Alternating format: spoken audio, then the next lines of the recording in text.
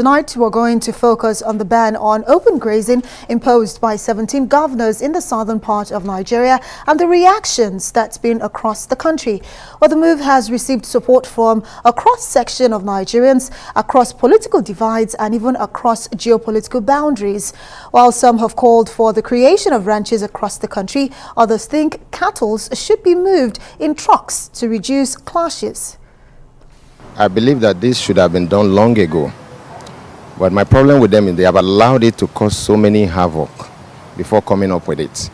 There's nothing wrong that cattle are being cowed into a truck and taken to their destination. Yes, it's actually good. It's the modern order. I don't support whether you call it ruga or you call it ranching. But I feel that this is a personal business. The people have been crying and yearning for their leaders to wake up, because their responsibility is to take care of, to protect lives and property in the region and to protect their people and their livelihood. Because you can see farmers are no longer going to farm. A lot of things are going wrong. So I think it's a right step in the right direction. If we do this if we ban this open grazing, and in terms of our beef consumption, we discovered that during the dry season, the northern part of the country is totally dry. What is the solution that is on the table of the government for these headers? There should be a ranching. We're joined now by the governor of Ondo State, Rotimi Akeredolu, the one they call Arakure. Mr. Governor, good evening and welcome to Newsnight. So let's start this way. This bipartisan meeting of the Southern governors, how did it come about and what did it take to get all the governors in the southern part of the country together? Well, I mean, it didn't take anything much. I must say that prior to this time, we had been holding meetings, but it's a long time we had meetings. And we just decided to resuscitate our meetings, and we first held virtual meeting, and all of us gave ourselves time, less than a week, that we all meet physically to discuss these topical national issues. So it did not take much. It's just for more, as I've said, it's like following up on a meeting that we'll have been holding several times back, but now we have started, and I'm sure that it's going to go ahead. And of course, the statement that was made after that meeting in Delta State, a lot of reactions have been trailing it, especially the part of the ban on open grazing. Well, it's just a statement as it is right now, but how do you intend to, activate it and get it done? Well, I mean, what we said at the meeting was very clear, and that in the whole southern states of Nigeria, the ban on open grazing, and a number of us have the laws in place, and what we also had to do was to tell our brothers who have not at least passed the laws to go ahead and pass the laws, because we need to work in tandem. We need to work together in respect of a number of issues. There must be interstate and working relationship. And we felt that, look, where you talk about laws on a ban on open grazing, if either any of our states allows it, then those who are grazing in any of those states can move to other states. So, but if all of us generally have said no to open grazing, and I'm happy that we all agreed that we have to go do that, no to open grazing, from there, then we are saying that whatever state, all the states in the south will be protected. All of us have to protect each other so that nobody will move from our state to the neighboring state. So that's what has happened. Okay, Mr. Governor, help us understand. The request that you have made to the president, are we expecting to see a white paper being sent to the office of the president, or is he supposed to hear from the newspapers, like read from the newspapers like everybody, or is there going to be a meeting that the southern governors will have with the president? Yes, I mean, we cannot send white paper to the president, except that if you are looking at you want to look at the color of the paper on which on which the letter is typed. That it might be white, it might not be white. But I think our letterhead is white. So, but what we intend doing is that we are going to do a formal letter that all of us will sign, and we'll let Mr. President get this letter. And if we are invited, or at the end of the day, after meeting with our legislators in Abuja, after meeting with them, we all of us reach a consensus, and because that's what probably is happening all over in our respective states. We want the consensus of the elite. So let us also have a consensus. Then we can approach the presidency and meet with the president and discuss with him. But the resolution we passed at Asaba is going to be passed to Mr. President, and we're going to do a letter and forward it to him. Doing a letter and forwarding to him is one thing, but getting the presidential buying is entirely different. And not just the presidential buying, also that of the National Assembly, especially when you look at the calls that were made for a national dialogue. How do you intend to get this done? Well, no doubt you have said it all, that getting a presidential buy-in might be some cause for concern. But if 17 of us in the South are governors of the South, I believe that whatever we have said should be given some weight, and that it must be something that has to be considered. That means the presidency will look at it and consider it. 17 governors, that is not, the number is large. I mean, it's more or less like half of us. We are 36, so maybe 2 more. But I know that if we had called our brothers in the Middle Belt, Benue, Plateau, even Kwara, Kogi, they will have signed up to this. So, and I even know that there are some of our brothers, even in the North, that will have signed up to this communique, who also believe that the time has come for us to have this dialogue. And I don't see how Mr. President, I know Mr. President, he gets this, it has to be considered. It must be considered, because the number of governors involved are not ones that you can just push aside. We're not people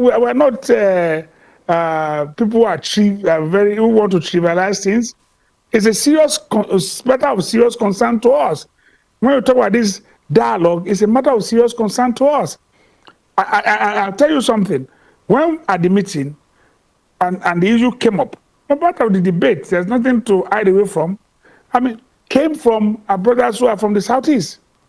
And their issue is that, look, ESBN, call it whatever name, you have today, Nnamdi Kanu, who has a radio, is addressing the youth, and they are moving to him in droves. And the point is that he's telling them, look, nobody wants to consider you. Nobody wants to sit down. You have been shouting on restructuring. Nobody is listening to you. So the time is now. We cannot wait any more minute. We cannot wait, except we attack this issue now. It's in the interest of the nation. So I'm sure that Mr. President will look at it, and his advisors will let him know that, look, we did not just come about this just by, it's not a parlor gossip. It's a matter that came from serious, in-depth discussion of governors. All right, Mr. Governor, let me push this envelope a little bit further, because we're going to take a break in a few minutes, and then when we come back, we'll continue the conversation. But before we do that, let me ask you very quickly then, what if the president does exactly what he has done over the last 1 year? Northern elders, southern elders, party politicians, within leaders of APC, leaders of PDP, they've raised all of the issues that you've raised in this resolution, and nothing has happened. What if he refuses to listen to the 17 governors? What next? What next? I mean, I tell you, I'm one of those strong believers that until we get to the bank, we cannot cross. Just wait and see. I don't want to anticipate and postulate what next. When we get to the bank, we will cross. And I'm sure that Mr. President would not throw away suggestion by 17 governors. Religious leader has made a statement that said there's got to be a plan B for Nigeria. Are you saying that the governors don't have a plan B? Who made that statement? Religious leader has gone viral that Nigeria's got to have a plan B. It's got to be something we do. Paul Adefarasi. Yes. I'm told he says so. Whatever it is, I mean, he's talking from the pulpit. We are talking as politicians. We are talking about leaders of our people. And we are saying that, look, we know that Mr. President will listen to us. So there's no need for us to now jump and say, what are plan B? Even if with all our plans, we still keep it close to our chest. It's not a matter for public consumption now.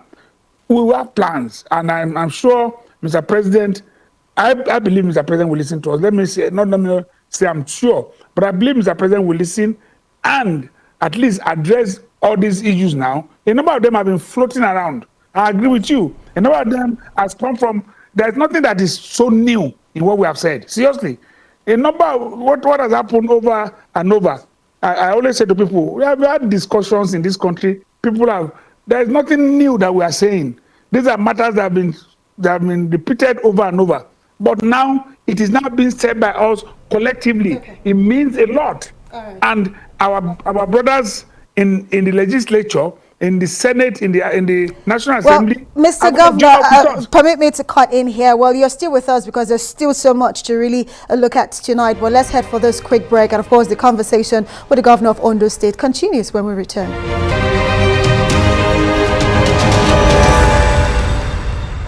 Welcome back to Newsnight, and we still have with us Rotimi Akeredolu, the governor of Ondo State, and who is the spokesperson for the southern governors because of the meeting they had yesterday.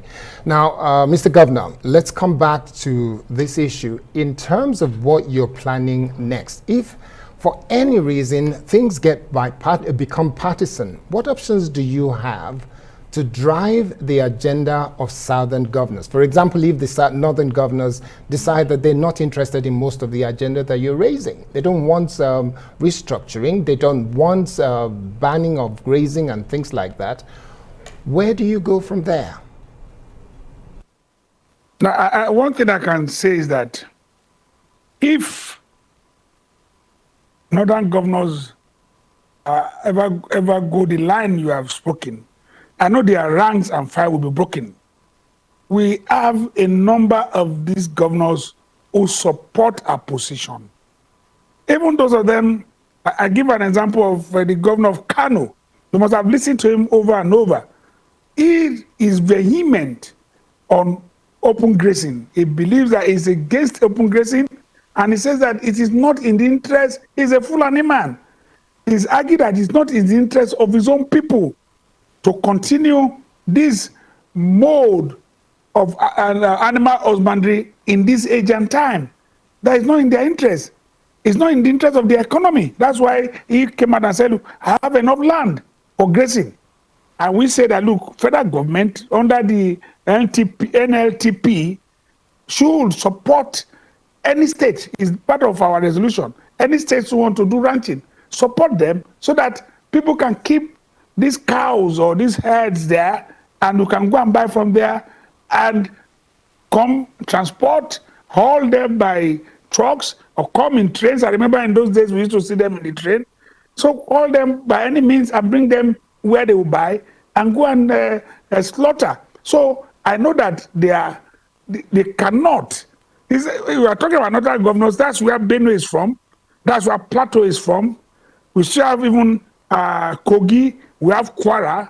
There's no way they can be united against this sort of position because everybody is suffering from this open grazing. All of us are. It's just that, yes, we know that those who are the herders, we know them, but that is not to say that it's not better, it's doing better for their life, as we have suggested, that modern systems of animal husbandry be adopted and supported by the federal government. It's in their interest. will something be on your interest and you'll be against it? I'm not too sure they'll be against it. You mentioned the issue of restructuring. There will be also division in their rank and file, because a number of them believe that there must be restructuring.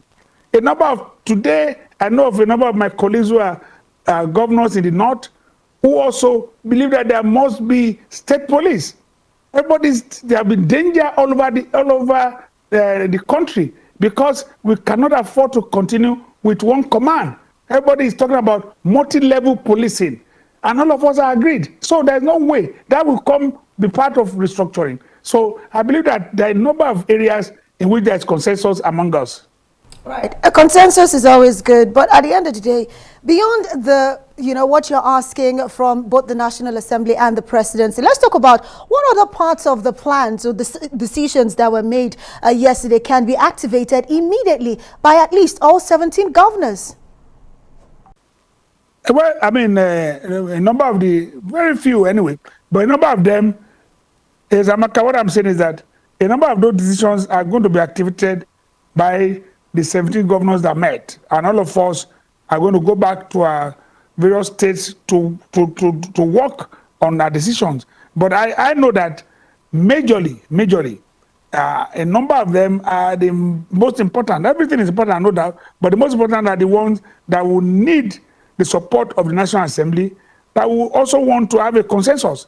I will hold meetings with our brothers in the north. That will be a consensus for us to now come up, as I said, consensus of the elite. If we are governors, we are taken to be elite of the society, and I believe that if we can come together, we should be able to at least stem this, the tendency of this insecurity that we are facing in the country today. The challenge is clear. It's glaring to even the blind man. We can see that we have some problem that needs urgent solution, and that's why I believe that all of us will work at it immediately. So, Mr. Governor, let's take a few steps forward. Now, in terms of the national dialogue that you're proposing, that is the Southern governors, is it expected to be a repeat of the 2014 confab? And if it is, why do we need a repeat? Because the one that was done before, we spent a lot of money to make it happen, and it's gathering dust in the office of somebody near the president. Well, I can assure you, it appears you were probably at a meeting, and this was discussed. Look, as you expect, a number of us will take up, a number of our colleagues took up this issue, and we felt, as I said earlier on, there's nothing we are saying now that is new. And the issue was, we made a point that, look, there are so many conferences on discussion on restructuring, discussion on acquisition. There are so many papers that exist today. We are saying we must have national dialogue in which it's not going to be a jamboree. It's going to be where you have the ethnic nationality, a number of every other person there, and we have to just take all this paper, put together, and sift it and see the ones we need now to move on. I mean, when we talk about revenue allocation, it's been debated over and over. We need to have that one in place. I think all of us are agreed. I'm not too sure that any state today in the country that will say that the federal government should continue to have the amount of money they are having and the state are suffering. So everybody, that's why I said to you that even our brothers in the north, all of us will be agreed, because the issue of formula, revenue formula allocation is one in which all of us are agreed that too much money in the central, and it should go to the state so that a number of projects, a number of programs we have to execute, we're able to execute it. And if we are asking for state police, as we are all demanding, all of us now are agreed. Most of us are agreed. Don't use the word all of us. Then, how do we run a state police? Not with this meager money that we are receiving today. We need to have a revenue formula that will at least enable the state to have sufficient financial independence to run their own state police. So I'm sure that all of us will come together to discuss it. But we are not saying we'll repeat what happened in 2014, repeat what we have been doing. But in a way, all the discussions, all the conclusions. That's what we want to take together and work at National Dialogue. I would say the IGR from the states needs improvements instead of just depending from monies being given from the center. But beyond all of that, let's go back to your previous decision on open grazing. And of course, your concern about criminal elements in the forest. Well, do you feel that the rest of the country is now coming to terms with your raising of the alarm and in a subtle way agreeing with your decision then? Do you feel vindicated? Oh, personally. Yes, on those stage, you did come up with the ban on open grazing, especially in the forest reserves areas. And of course, we saw all the controversies that came with. When we made that point some few months ago, it is true. But it's not issue of vindication. Let me not use that word. I don't want anybody to feel that, look, hey, maybe his own agenda. It's not my agenda. Every other person believes in it. And all I believe is that it came a bit late, but this time it has come. When it has come, let us take it that way. All of us are now agreed. It's not my own agenda. All I know is that I have listened, as I mentioned, I've listened to my colleagues. Look, the economy of a Fulani man, a Fulani art man, we must look at it. There's the only way to boost their own economy is to change this system of animal husbandry. It cannot be us taking the herds from Kara and Amuda by foot to Port Harcourt. It's not going to work.